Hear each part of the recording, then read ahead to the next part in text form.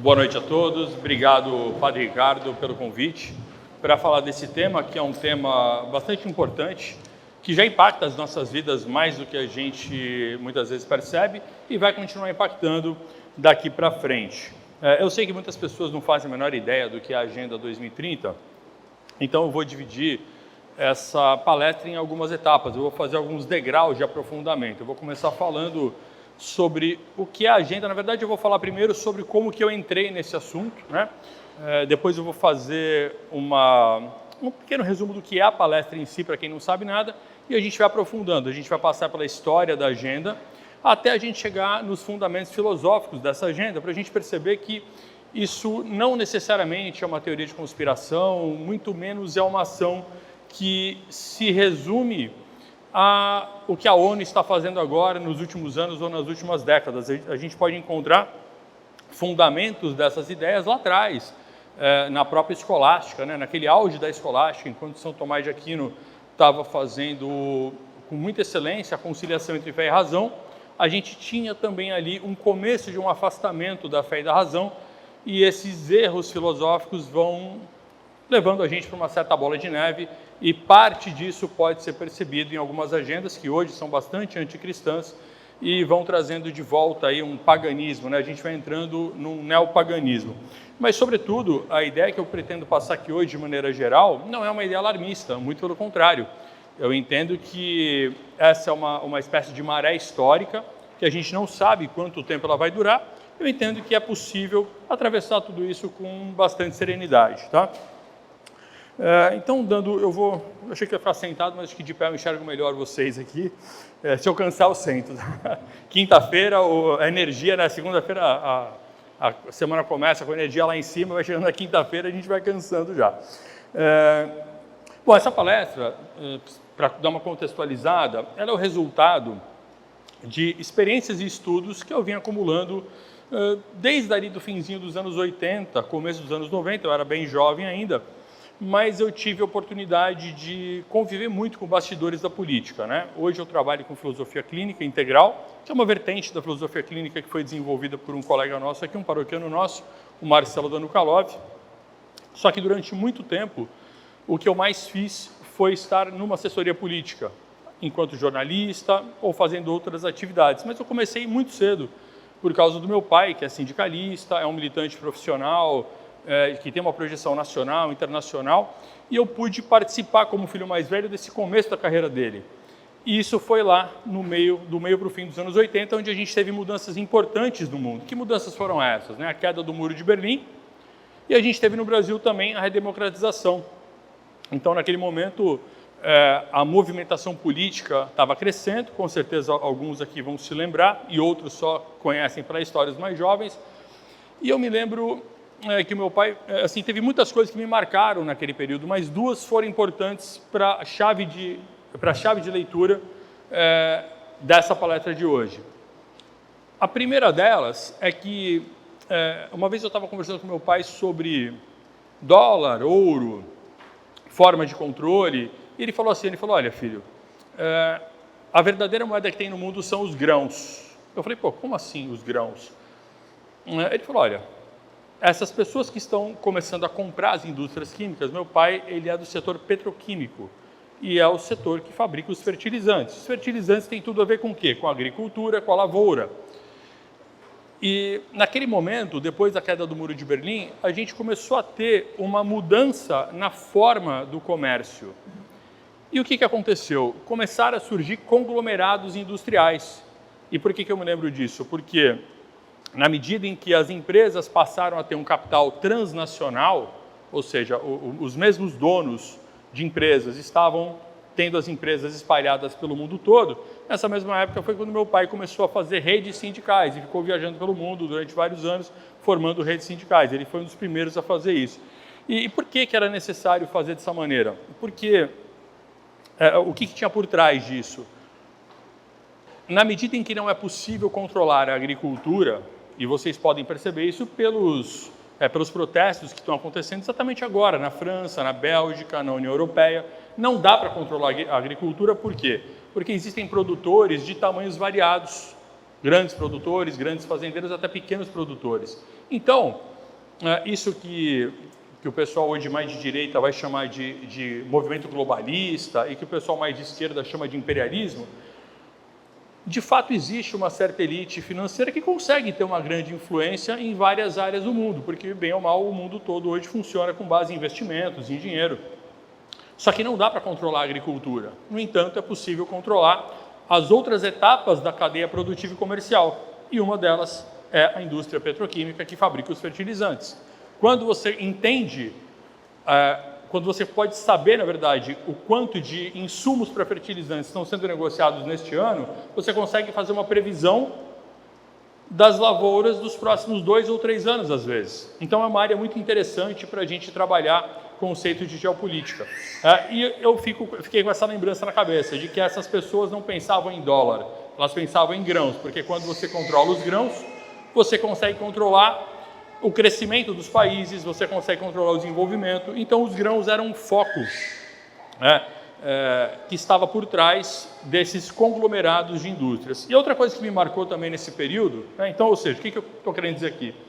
Que o controle dos grãos, o controle da comida, ele é mais importante, às vezes, do que o controle do petróleo.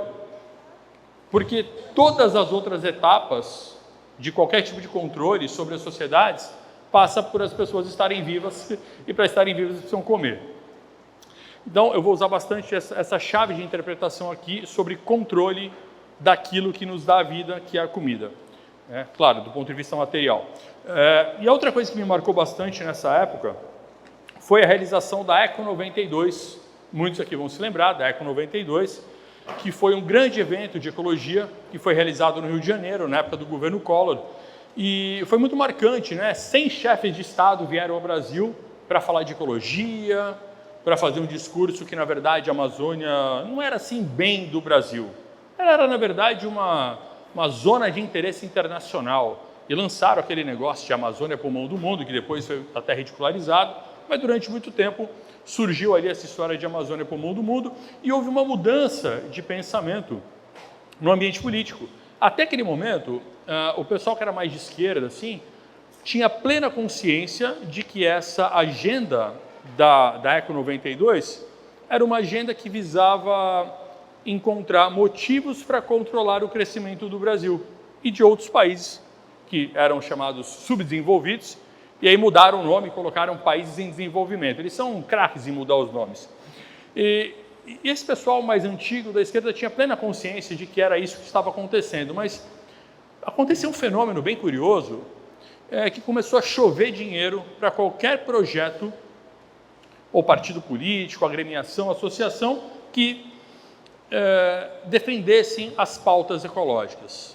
Como num passe de mágica, esse pessoal mais à esquerda, mais nacionalista, que fazia essa dicotomia entre país desenvolvido e país subdesenvolvido, primeiro mundo, terceiro mundo, eles foram mudando o discurso e foram passando a tomar um gosto muito especial por esse dinheirinho que estava chovendo e sendo distribuído para os projetos ecológicos. E a partir daí, essa agenda foi entrando em todos os campos durante os anos 90.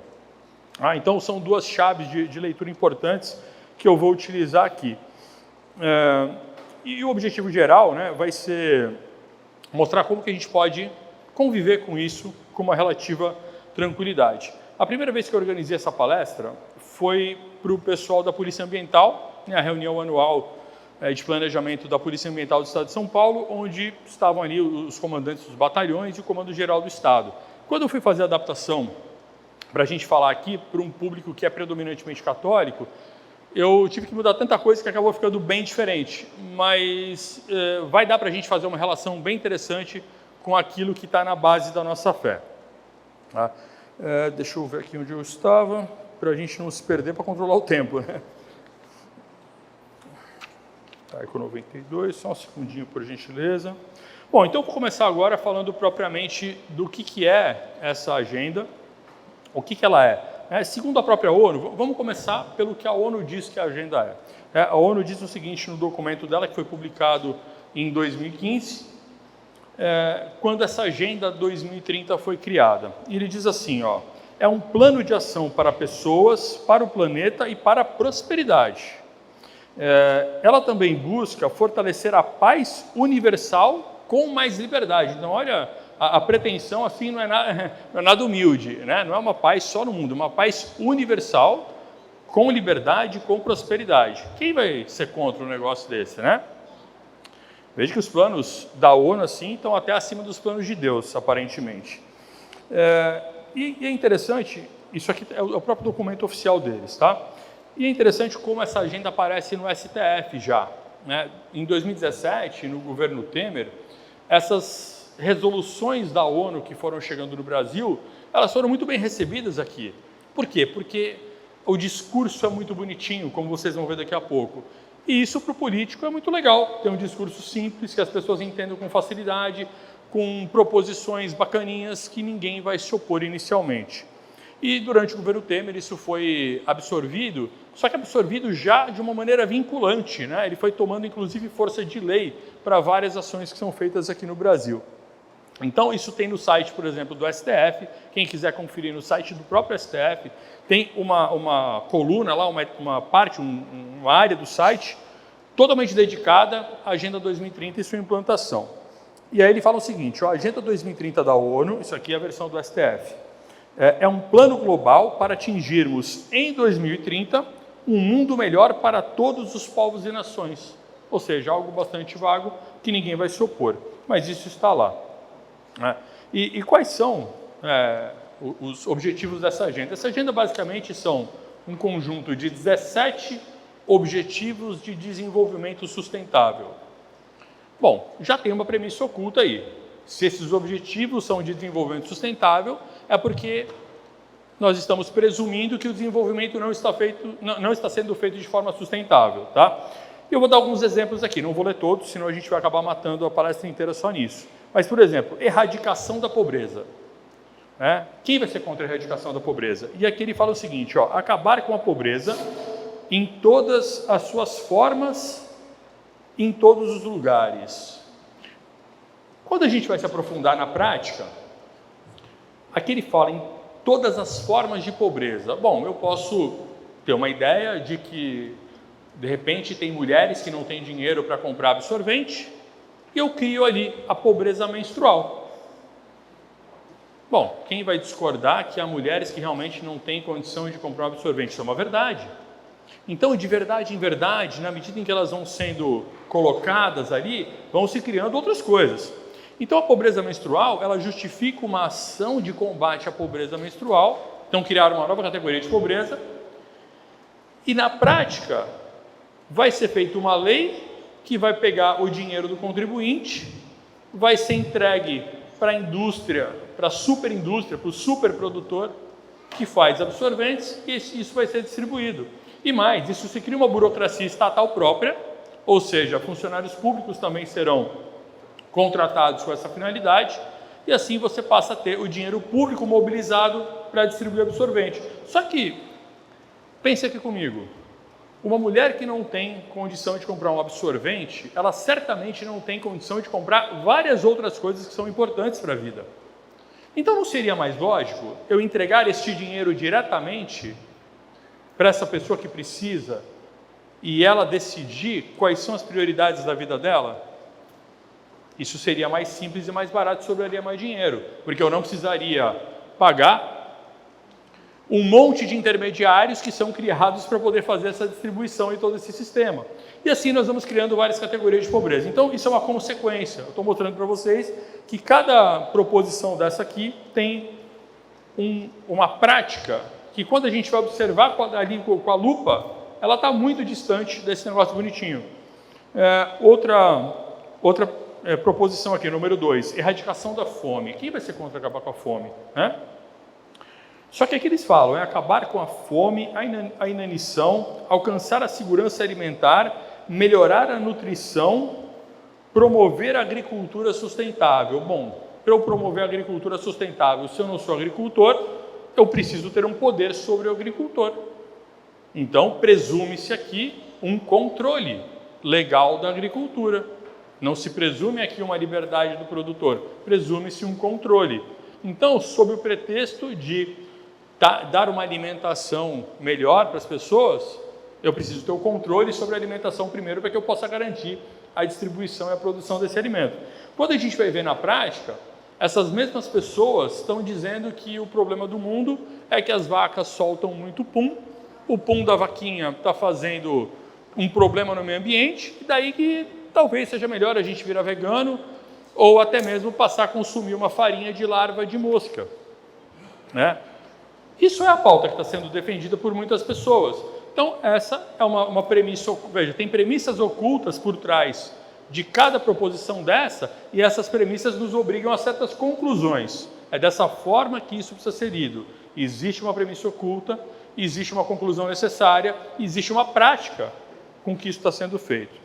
Aqui eles falam, saúde e bem-estar, assegurar uma vida saudável e promover o bem-estar para todos em todas as idades. Ok? O que é uma vida saudável para todos em todas as idades, segundo as pessoas que desenvolvem isso aqui? Bom, por exemplo, quando a gente vai falar em saúde, muito já se fala sobre a saúde reprodutiva. E na saúde reprodutiva, lá na letra miúda, que hoje já nem é mais tão miúda, a gente vai chegar na pauta do aborto. Porque, afinal, se a gente for lendo o desenrolar desse documento, ele vai defender que as mulheres têm direito a fazer um aborto seguro. Porque, afinal, tem muito aborto inseguro. Então, em vez da gente acabar com o aborto, não, tem que dar segurança para que a pessoa faça o aborto e mate os bebezinhos. E por quê? Porque há por trás disso aqui uma sanha por um controle, inclusive o controle populacional, que vai estar lá atrás, que eu vou mostrar para vocês ao longo da palestra. Outro aqui, educação de qualidade. Quem vai ser contra a educação de qualidade? Quem vai se opor? Aí ele fala assim, esse parágrafo é bem interessante. Assegurar a educação inclusiva, equitativa, de qualidade e promover oportunidades de aprendizagem ao longo da vida para todos. O que significa isso? Nada. Significa qualquer coisa que eu quiser chamar de educação de qualidade. E quando a gente vai ver o que é educação de qualidade hoje, eu faço uma aposta aqui com vocês. Quem tem filho na escola, eu duvido que se acompanhar o caderno ou pegar o livro, não vai encontrar o tema ecologia permeando no mínimo 70% do material. No mínimo 70% do material. Quem tem filho aqui na escola pode pegar e você vai ver que isso transpassa. Isso são chamados os temas transversais. O que são temas transversais? Eles foram desenvolvidos nos anos 90, 95, 96, e eles são temas que essa elite burocrática que comanda a educação entende que são temas importantes e são os principais temas que o cidadão deve aprender para se formar um bom cidadão. Então, eles não tomam forma de disciplina, português, matemática, geografia, filosofia, não. Eles são transversais, eles são temas que atravessam transversalmente todas as disciplinas. Por isso que às vezes acontece algum escândalo, como por exemplo, há 2 anos atrás, um professor de português ou de matemática, que acabou sendo expulso da escola, porque numa aula de português para crianças da 5ª série, estava tratando de questões sexuais que para nós aqui correspondem a pecados contra a natureza, para crianças de 5ª série, né? Então, de onde esse professor tirou isso? Muitas pessoas perguntaram. Dos temas transversais. Só que agora, com a BNCC, a Base Curricular Nacional Comum, esses temas transversais, eles só aparecem citados uma única vez nas primeiras páginas e eles se chamam temas transversais contemporâneos. E por que eles são citados só uma vez? Porque todo o conteúdo que é produzido, ele já tem esses temas implícitos ali. Todo o material didático é permeado por esses conceitos. Então, hoje, não adianta você colocar o seu filho na melhor escola. Talvez a melhor escola seja até pior em certos aspectos, porque vai ter professores mais competentes para implantar esta agenda e trazer conceitos para dentro da sua casa que não necessariamente condizem com os seus. Em especial nessas questões de sexo, de aborto, de drogas, de como se deve proceder, né? Inclusive muitos incentivos aos filhos enquadrarem os pais em casa, para ver se o pai recicla o lixo direitinho, se toma atitude A, atitude B. Claro que todos nós temos que cuidar do meio ambiente, né? Não estou dizendo aqui que o meio ambiente que cuidar do meio ambiente é errado, eu estou mostrando como que isso é utilizado. E assim, meus caros, isso aqui vai longe. Eu vou prosseguir, porque são 17 objetivos, se eu for ler todos, a gente vai ficar com mais de 1 hora só dentro disso, tá? O resumo desses 17 objetivos de desenvolvimento sustentável é que eles são idealizados de uma maneira vertical independente da realidade. A realidade é que se vire, ou seja, a gente vai ter que se virar. Esses objetivos também não falam como a coisa será feita, eles só falam o que tem que fazer.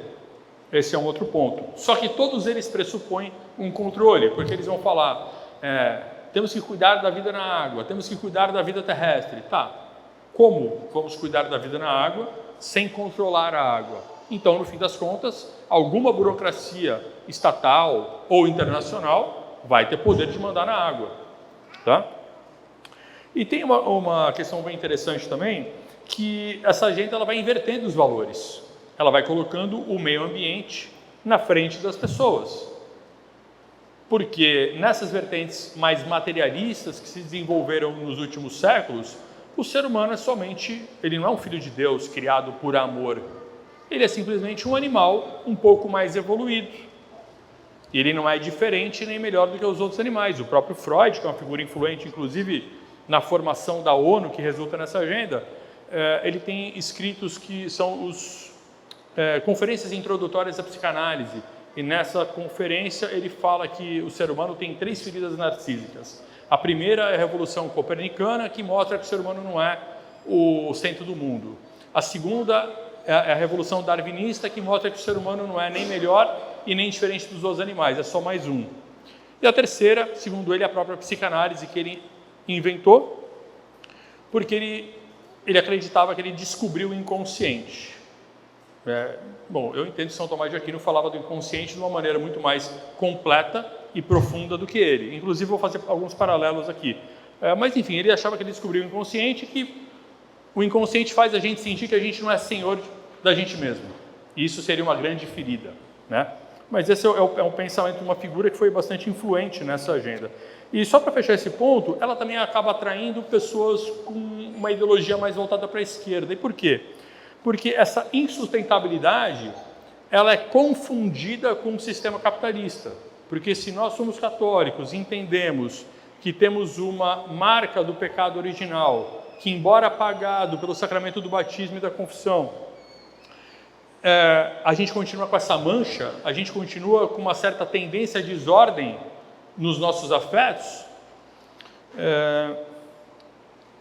para quem não acredita nisso, para quem acredita só numa questão material, eles vão procurar um culpado. Então o culpado é o capitalismo. Mas se a gente tirar o capitalismo do jogo, os problemas de desordem que decorrem do pecado original acompanham o ser humano desde que ele existe. Então o ser humano em desordem, nenhum sistema vai dar certo. Pode ser feudalismo, capitalismo, pode ser o Império Romano, pode ser qualquer coisa. A desordem está em nós.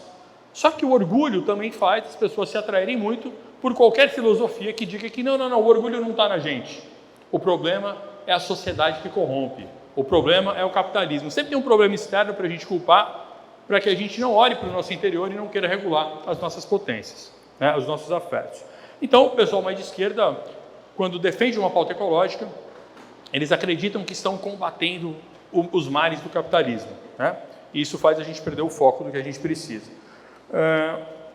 Bom, eu vou falar um pouquinho agora nessa etapa da história dessa agenda, como que ela surgiu, para vocês verem que não é uma coisa de agora, né? Em 1919 foi criada a Liga das Nações. A Liga das Nações foi a tentativa de se criar um tribunal internacional após a Primeira Guerra Mundial. Matou muita gente, teve uma carnificina enorme e alguns países se juntaram, né, para poder fazer uma superliga que cuidasse da paz do mundo, para nunca mais ter guerra. Só que o que acontece? Era um projeto já meio fadado ao fracasso, porque na prática se reuniram ali somente os países vencedores, deixaram os perdedores de fora e ainda impuseram penas e humilhações, multas e fortes humilhações aos países perdedores. Então, óbvio que ia ser meio difícil fazer uma fraternidade mundial de países dessa maneira. Inclusive a Rússia ficou de fora, porque tinha feito a Revolução Comunista e queria implantar o comunismo no mundo. Os próprios Estados Unidos, que tinham idealizado isso, também ficaram de fora, porque no fim das contas o Congresso americano não aprovou. Então ficou um negócio ali meio europeu, né, e já fadado ao fracasso. Só que antes do fracasso chegar, essa Liga das Nações instituiu um negócio chamado Instituto de Cooperação Intelectual. Esse instituto chamou ninguém menos do que o Albert Einstein para poder dizer como a gente poderia ter paz no mundo. É interessante chamarem um físico. O que tem um físico a ver com a paz do mundo? Não, mas ele é um gênio, ele é inteligente, ele talvez tenha uma grande sacada sobre a paz do mundo. Chamaram Einstein. Só que o Einstein, ele tinha ali uma humildade, ele falou, olha, eu não consigo entender como é que a gente vai chegar na paz do mundo, porque a gente só consegue ver questões mais gerais aqui, eu sou físico. Mas eu posso chamar uma outra pessoa aqui para discutir comigo e ver se a gente chega numa solução. E ele chamou ninguém menos do que o Freud. O Freud era um pouquinho mais velho do que ele, tinha ali já desenvolvido bastante a sua psicanálise, e eles começam a trocar cartas, né? Não tinha WhatsApp, não tinha internet, eles trocavam cartas. E tem um livrinho, inclusive, com essas cartas que é bem interessante. O Einstein, ele começa falando assim para o Freud que a única maneira de ter paz no mundo seria, de fato, a instituição, vou resumir bastante de uma forma aqui bem simplista, tá? Para a gente poder dar o tempo. Ele falava que a gente teria que ter um governo mundial e esse governo precisaria estar investido desse poder e todo mundo estar submisso a isso. Só que ele também acreditava que era difícil fazer porque as soberanias nacionais seriam um empecilho. Isso está na carta, isso está escrito lá na primeira carta que ele manda para o Freud. Então, ele era otimista, mas nem tanto, né? Mas vejam a ideia de governo mundial já tomando forma de uma maneira bem explícita. E aí o Freud já era mais pessimista. Não muito, mas ele era pessimista. Ele falava, olha, obrigado aí por me chamar, bacana, legal e tal, mas eu não consigo botar uma fé que isso vai dar certo. Primeiro porque os países que fazem parte do Conselho de Segurança são os maiores vendedores de arma. Será que esses caras vão querer mesmo paz? Será que eles estão a fim de paz? Mas ele falava, olha, e esse não é nem o maior problema é que nós temos as pulsões, né? Aquilo que no alemão está classificado como instinto nos escritos dele, foi traduzido por uma série de motivos por pulsões. A gente pode chamar de instinto, pulsão, tanto faz nesse momento, não é o caso. E ele fala que a gente tem uma pulsão de agressividade, de violência, a tal da pulsão de morte.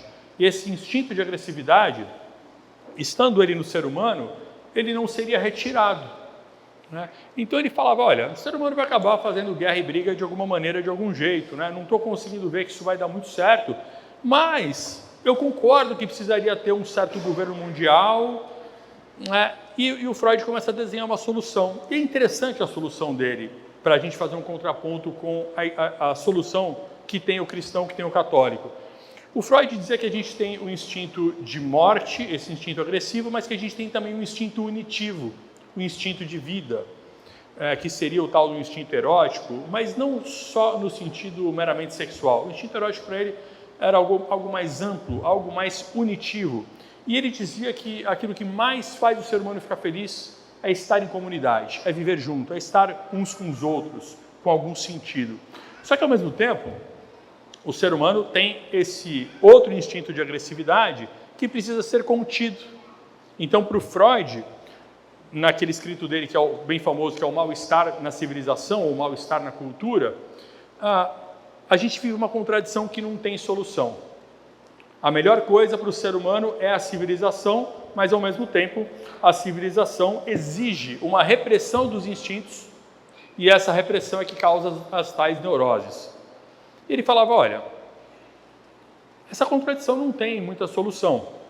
Claro, para quem acredita que o ser humano é somente um animal, realmente não tem solução, né? Se a gente for fazer um contraponto disso com, por exemplo, um São Tomás de Aquino, ele vai falar que a gente pode fazer o espelhamento desses instintos que o Freud identifica, a gente pode falar de apetite concupiscível e apetite irascível. Só que para São Tomás, a gente deveria usar a inteligência para ordenar os nossos apetites. Já para o Freud, a inteligência é somente um instrumental evolutivo do animal que serve os instintos. Então há uma inversão.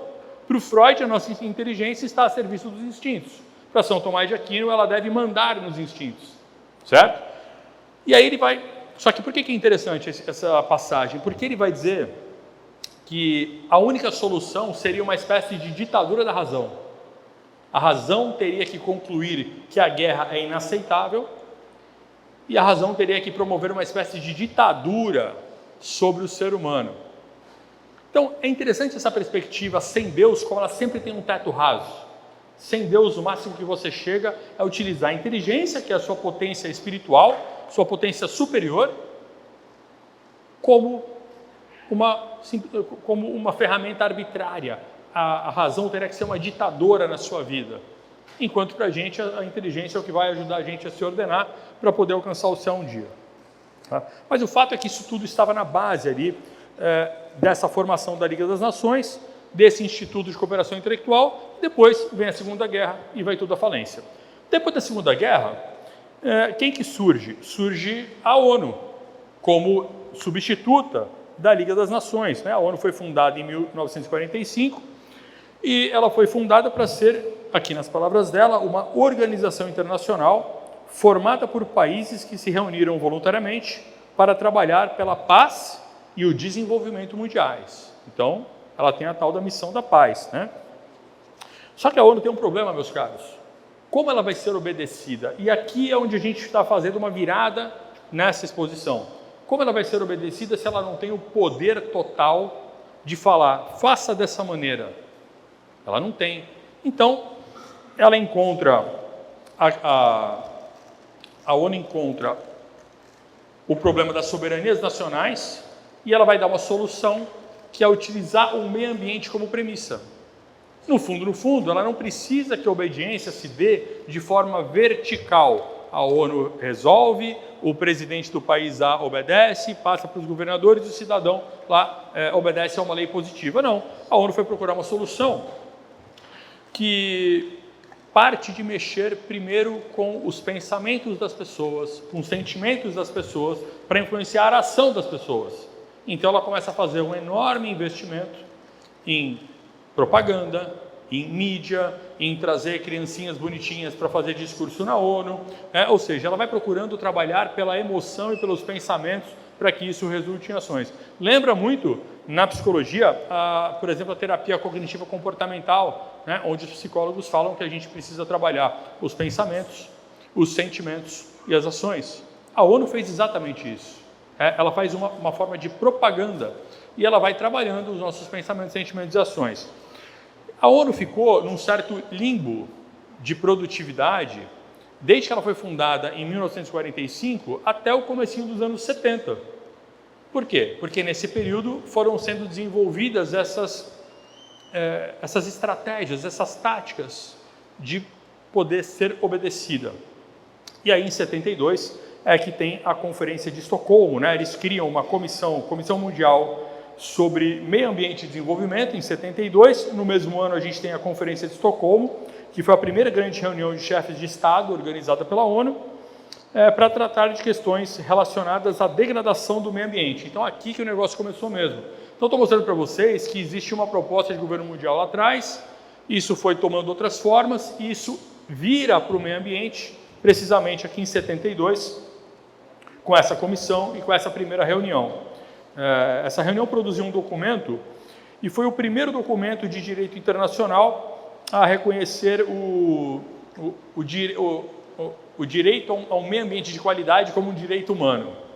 Você tem direito a viver num meio ambiente de qualidade, é um direito seu. Tá bom, quem vai realizar esse direito? Eu preciso, obviamente, investir alguém desse poder. Tá?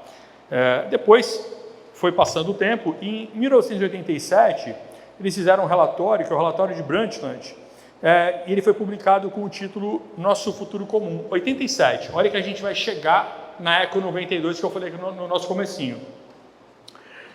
E eles falam o seguinte, a proposta é integrar a questão ambiental no desenvolvimento econômico e limitar o crescimento populacional. É muito interessante, eu gosto de ver esses documentos mais antigos, porque a linguagem era menos capciosa. Então, se vocês tiverem curiosidade, tiverem acesso, todos esses dos anos 90 para trás, a linguagem é mais explícita. Temos que controlar o crescimento populacional. Ou seja, quem é insustentável? Insustentável é você que quer ter filho. Então, se você não quiser ter filho, toma anticoncepcional, faça aborto, divorcie-se do seu esposo. E isso está explícito, no documento. E aqui eles citam alguns objetivos. Garantir a alimentação a longo prazo.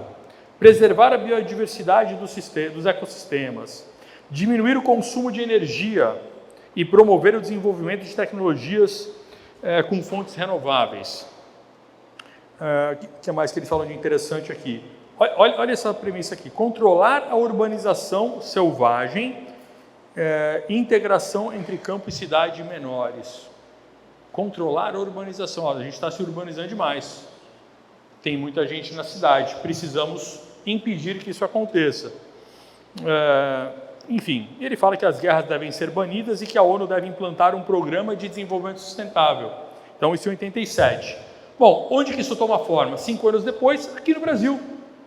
No Rio de Janeiro, Eco 92, chegamos aqui na Eco 92, onde eles se reúnem 100 chefes de Estado e fazem aquela papagaiada de ONU, de Amazônia pulmão do mundo, aqui, na verdade, é uma área de interesse internacional, está aí no Brasil meio que por acaso, sabe? Mas é área de interesse internacional. Bom, não tenho dúvida que é área de interesse internacional, né? A Eco 92 produz uma série de documentos e o mais importante deles é a chamada Agenda 21. Mais para frente, a ONU vai fazer o tal protocolo de Kyoto para combater o efeito estufa. Isso foi ali durante a gestão do Bush e os Estados Unidos não ratificaram, né? É interessante que os países que mais poluem, eles criam um negócio, mas ficam de fora. Estados Unidos fica de fora, China fica de fora, mas a gente aqui tem que obedecer. A gente aqui precisa comer menos carne, porque o pãozinho da vaquinha está poluindo o mundo, né? Sendo que o Brasil, meus caros, não é responsável por muito mais do que 1% da poluição do ar mundial, né? Mas o problema aqui é que a gente está comendo churrasco demais. Como se o preço da carne permitisse, né? Bom, depois do protocolo de Kyoto, vem o ano 2000 e eles criam os Objetivos do Milênio. Olha que interessante, Objetivos do Milênio, né? E esses objetivos, olha que interessante, eles tinham que ser cumpridos até 2015. Até 2015. Tinha que erradicar a pobreza e a fome, alcançar o ensino primário universal, promover a igualdade de gênero e empoderar as mulheres. O que é empoderar as mulheres? Na visão deles, né? É deixar ela poder fazer o que ela quiser? Ou é obrigar a mulher a ir para o mercado de trabalho e deixar o filho na creche desde os 4 meses de idade? O que é empoderar a mulher? Enfim, sustentabilidade ambiental, a mesma papagaiada que eles já vinham falando antes, vai sendo repetida. E ela não é execuível, não dá para a gente fazer tudo isso que eles falam. Isso aqui vai ser aquela cenourinha do burro lá que fica fazendo as pessoas correrem atrás. Então essa agenda não vai ser implantada em 2030, não vai acontecer, chegando lá eles vão lançar outra, é só isso, tá? Estou dando um spoiler aqui. Mas o fato é que em 2015, como isso não foi cumprido, eles fazem uma nova reunião e falam, opa, vamos agora fazer a Agenda 2030. E aí surge essa agenda que eu já comentei com vocês, que ela tem os 17 objetivos, só que ela tem 169 metas e mais centenas de indicadores, ou seja, é uma burocracia enorme e você consegue encaixar o que você quiser nessa burocracia. Essas ideias, meus caros, agora eu já vou por uma parte mais filosófica, mas eu vou falar de uma maneira simples, eu vou resumir bem. Para vocês entenderem, o objetivo dessa parte agora, a gente já está encaminhando para o final, são as últimas 2 partes. Eu vou falar disso, eu vou falar um pouco da nossa prática do dia a dia. O objetivo aqui é mostrar que certas ideias têm consequências e que essas consequências são meio que naturais. Elas vão rodando, né? São Tomás de Aquino falava, um pequeno erro no começo vai dar um grande erro no fim. Por exemplo, um filósofo que sintetizou bastante essa questão de governo mundial, que vai dar base para a ONU, é o Kant. O Kant, em 1795, ele fez um livrinho chamado A Paz Perpétua. A Paz Perpétua. E nessa Paz Perpétua, olha que interessante, né? Tinha acabado de ter a Revolução Francesa, as guerras não param. Então, ele tira da cabeça dele uma grande ideia de ter paz. Vamos ter a paz. E eu vou dizer para vocês como é que vai ser a paz. Aí ele coloca os chamados artigos preliminares e os artigos definitivos.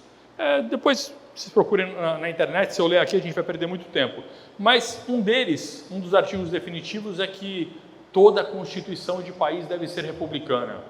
Ou seja, a pessoa não pode se autodeterminar. Então, se um país achar que é melhor ter um rei, ser uma monarquia, não pode, tem que ser republicano, porque se você quiser ter a monarquia, a paz perpétua não vai ser alcançada. Então, tem que ter república. Isso vai servir de justificativa lá na Primeira Guerra, para países que eram chamados democráticos, que eram repúblicas, apoiarem guerras para acabar com as últimas monarquias. Então, não pode ter monarquia. E, na verdade, e nesse ponto eu vou concordar com o Freud, a guerra não tem exatamente a ver com isso. A guerra tem muito mais a ver com problemas nossos, internos, pessoais, que vão existir independentemente do sistema de governo que a gente utilize. Mas o Kant tinha essas várias ideias, né? Ele falava que nenhum Estado podia adquirir o outro mediante herança, que os exércitos permanentes devem ser com o tempo abolidos, não pode ter exército, porque se você tiver exército, você vai fazer guerra. Olha que beleza, como eu vou construir a paz no mundo? Não, é só você não ter mais exército. Onde a gente vê isso hoje? Desarmamento. Opa, como é que você vai ficar seguro? Entregando a sua arma. Claro que se você não sabe usar uma arma, se você tiver uma arma em casa, você pode fazer bobagem, não tenho dúvida disso. Mas a premissa que eles colocam é muito curiosa. A paz vai ter quando você não tiver arma nenhuma. Quando você não puder mais se defender, vai ter paz. Porque ninguém mais vai ter arma para se defender, então ninguém mais vai brigar. Se fosse assim, ninguém ia brigar com tacape no tempo das cavernas. Então, é uma ideia maluca do Kant. Só que o que é interessante, meus caríssimos? O Kant não surgiu do nada. O Kant não apareceu ali e falou, plim, vou ter uma ideia aqui de paz mundial. E notem, uma paz sem Deus. Todos esses projetos de paz são paz sem Deus. Então, óbvio que não vai dar certo, né? Mas, antes do Kant, a gente teve outras figuras, né? A gente pode encontrar isso que se sintetiza no Kant em outros pensadores que vão pavimentando esse caminho devagarzinho. Antes do Kant, a gente teve o Descartes, quando ele vai fazer ele vai refundar a filosofia, né? Só que o Descartes não surge do nada. Quando ele faz aquela separação de corpo e espírito, e ele faz aquela teoria de como se a gente fosse um Frankenstein, né? O corpo é um Frankenstein controlado por um Gasparzinho. Não que ele tenha feito isso, mas essa é a consequência do pensamento dele. Só que o Descartes estava numa situação interessante, que era a Guerra dos 30 anos. E o que era a Guerra dos 30 anos? Era a guerra entre protestantes e católicos. E ele chegou a lutar na guerra, inclusive. Então, imagina na cabeça dele, ele falando assim, olha, a briga não está parando. Ele escreve o discurso do método dele, ainda faltavam uns 7 anos para acabar a Guerra dos 30 anos. E ele deu uma brilhante ideia. Ele falou, vamos zerar tudo, porque se eu falar que eu sou católico, eu estou certo... não, já estamos encaminhando, padre, pode ficar tranquilo. Se eu falar que eu sou católico e estou certo, o protestante não vai parar de brigar comigo. Se eu falar que o protestante está certo, eu sou obrigado a me converter. Então, eu tenho a brilhante ideia de falar, olha, vamos fingir que ninguém está certo e a gente vai partir a filosofia daqui. Não sabemos quem está certo. Bom, óbvio que é uma filosofia que não preza pela verdade, porque se ele prezasse pela verdade, então ele teria que deixar de ser católico. Só que antes do Descartes, para chegar nisso, a gente teve a Reforma Protestante, que foi, na verdade, uma revolução. E a Reforma também não surgiu do nada. Teve os pré-reformadores, que eram católicos. Tem um amigo meu que é protestante, ele sempre fala, não, mas quem fez a Reforma foram católicos. Eu falo, e a maioria deles foi tudo excomungado, eles estavam errados. E antes dos pré-reformadores, a gente teve outros nomes. Guilherme de Ockham, que foi precisamente quem acabou fazendo esse divórcio entre fé e razão, e a fé foi ficando cega. E na medida em que a fé fica cega, na medida em que a fé fica irracional, você não consegue mais cobrar que as pessoas acreditem, porque ninguém pode ser obrigado a acreditar em algo que não tem um sentido racional nenhum, porque nós somos seres racionais. Enfim, meus caros, a gente pode ir mais para trás, pegar o Duns Scotus, a gente pode ir longe nisso aqui, não vai dar tempo. O importante é vocês entenderem que houve, naquele auge da escolástica, logo após o auge, teve uma separação entre fé e razão. A gente pode falar disso um outro dia, se o padre Ricardo quiser.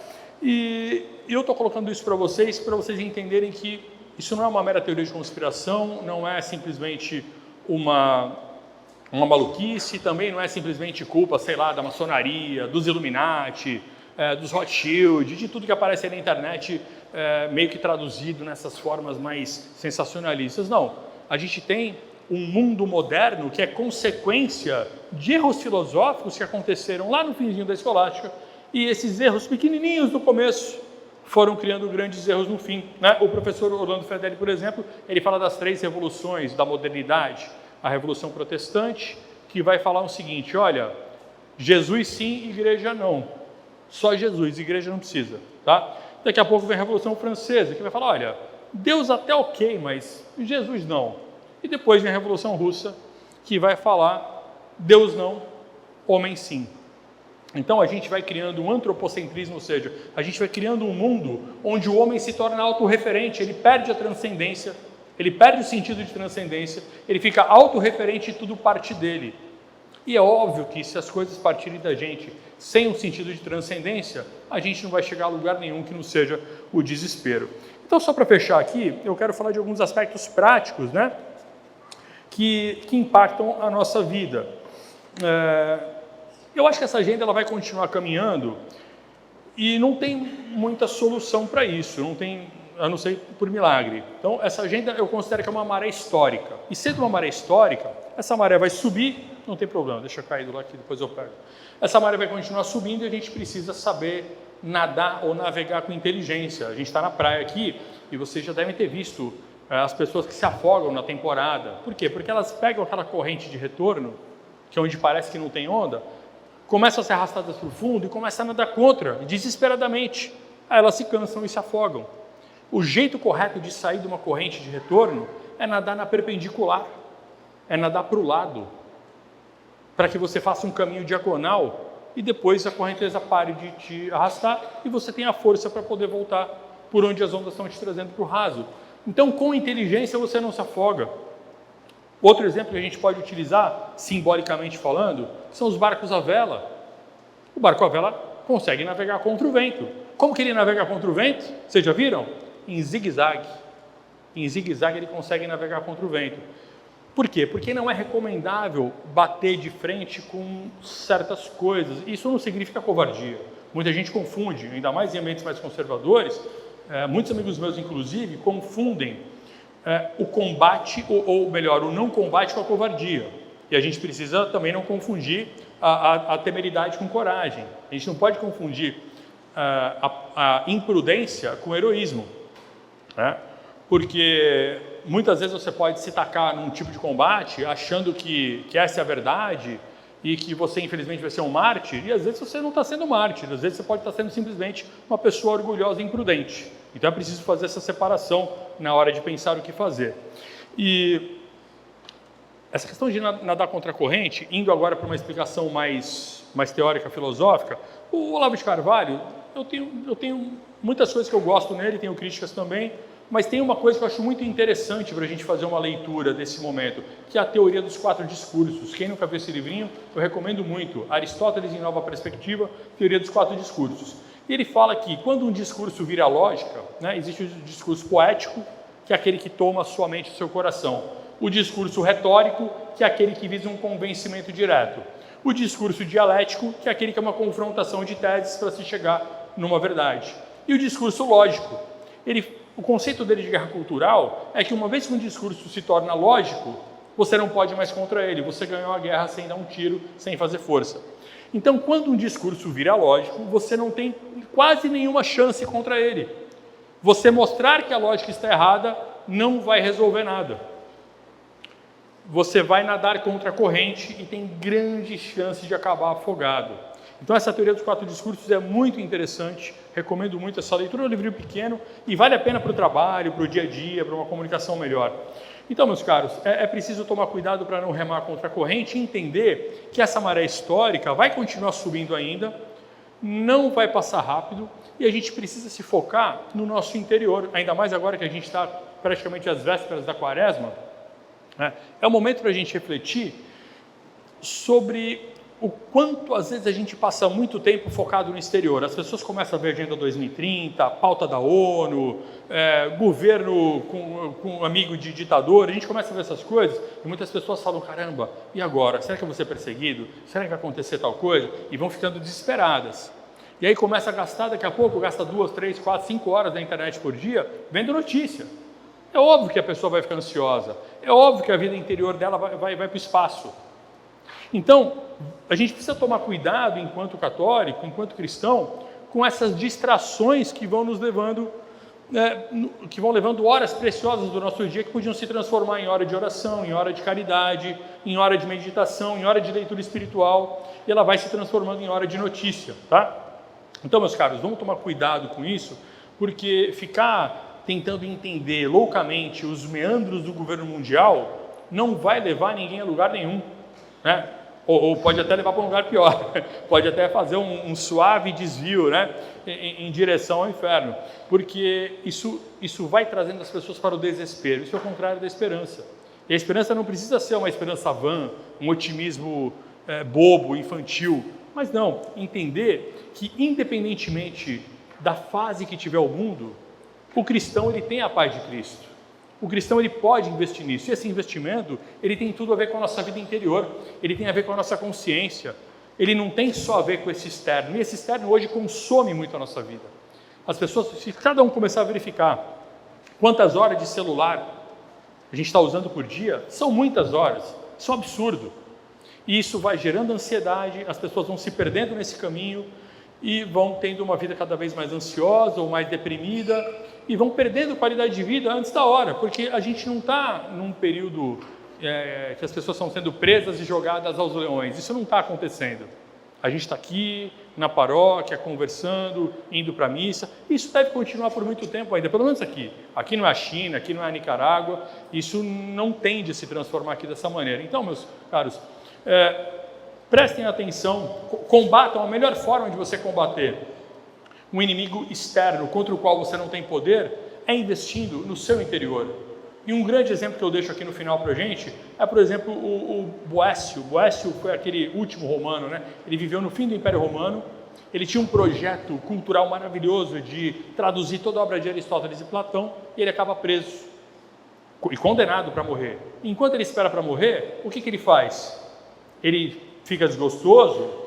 Ele vai xingar todo mundo? Não, ele resolve escrever um livro chamado A Consolação da Filosofia, e é um livro muito caridoso, porque ele poderia ter escrito A Consolação da Teologia, só para os cristãos, mas ele resolve trazer uma experiência, enquanto cristão, para quem não é cristão também perceber que existe algo além dessa vida, e que aquela prisão que ele estava, aquilo não ia sujar a alma dele, aquilo não ia fazer ele cometer mais pecados do que já se comete sem consentimento.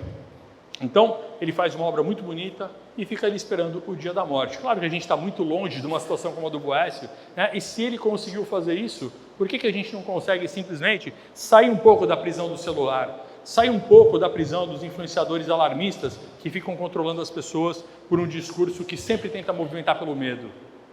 Cuidado, os ambientes conservadores, que eu acho que a maioria de nós frequenta, eles têm uma comunicação predominantemente pautada pelo medo. Isso, quando é muito exagerado, faz mais mal do que bem, tá? Então, agradeço a atenção de vocês. Quem quiser fazer uma pergunta, eu acho que a gente tem algum tempinho, né, padre? Obrigado.